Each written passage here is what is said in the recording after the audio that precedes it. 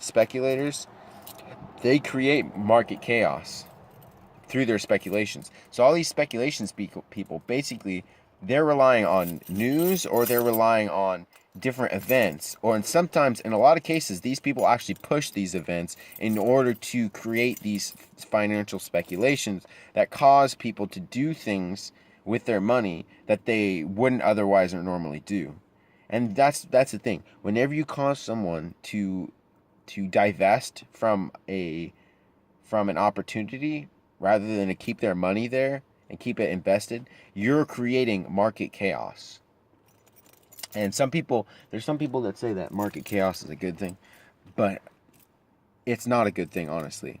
You do not want to have a lot of market chaos in your economy, honestly, because market chaos actually doesn't help. It actually really, really, really does not help your economy grow. Basically, it causes people to make fear-based decisions, and about which to some extent is necessary. Like, you don't like, it's not good for people to be invested in bad stocks. Let's just put it that way. But in the stock market in general is just like it's just a big sham. Like, the whole thing, like, it's not designed for the average Joe Blow, the average Joe out there to make $1 million. It's just not. You're not going to make money doing that. You could lose. You could lose. That the likelihood that you're going to lose the majority of your money in the stock market is very high, or a lot of money in the stock market is very high. The likelihood that you're going to make a lot of money in the stock market, it's medium. You're not going to make a lot of money. In fact, if you actually just saved that money and invested that money yourself, um, and that's the thing that a lot of people don't understand. Like, see, banks, the only reason why banks have power is because they have financial leverage over people.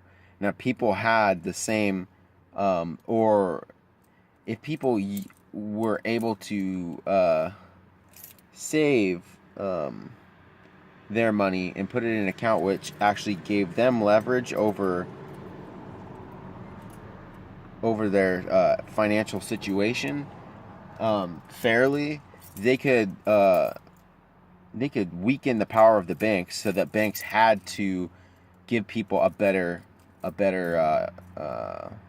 interest rate on their loans, and have to be more fair. That's just not the way it is right now. But and that's another reason why I believe in National Socialism, because I don't think banks should be allowed to take advantage of people the way they do. I think there should be government programs that help people and protect people from big banks. Because big banks have been screwing the United States, and they're continuing to screw the American people. And I, for one, am not going to stand behind or support an ideal that's going to take advantage of other people.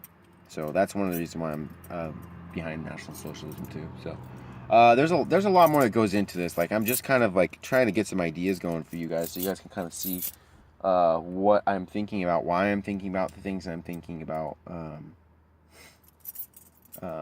kind of throw that out there. So it's kind of interesting. There's a guy that talked to me earlier today about people in London, and he made a comment on one of my videos, is talking to me about how he appreciates, like, my perspective, but he says that my perspective is actually kind of, and I think, honestly, like, I feel like I'm kind of like being a little radical by going to National Socialism. But he says, like, I'm not really taking it far enough, just for the simple fact of uh, how the white population in London has decreased so much. Like, he says it used to be a 60% majority, and now they're a 20% minority in London, just because of all the different things that have taken place. So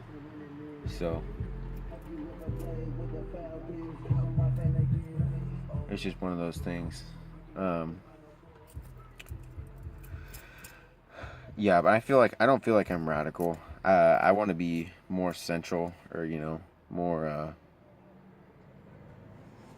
like this is normal for me. Like that, not normal, but like this is like, I'm not like trying to be radical. This is just common sense to me. Like, uh, doing things that are good for your country, doing things that are good for your people.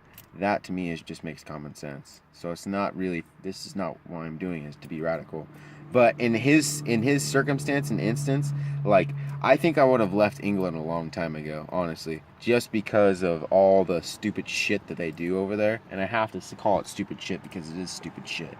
Like all the stupid shit that the government has done to those people over there, like I would have left a long time ago. But he's still over there, and I encouraged him to come over to the United States because I think this country is a lot better, um, a lot fairer. Um, and as soon as they don't have gun rights over there in England. So like that's the first thing. Like when they take away your gun rights, they have absolutely no respect for you after that. So we still have gun rights, and so like over here we're a lot more protected. They're coming. They're gonna come for those too eventually. They're gonna try and come for them, and they've been working on it for years. But we're gonna keep pushing them back. We're gonna fucking kill those motherfuckers if they start messing with our gun rights. But yeah, so it's that's what I have to say about that. Um, there's a lot more that goes into it, but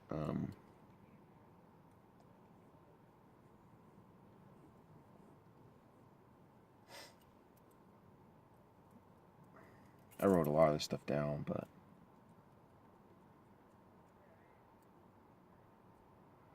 yep.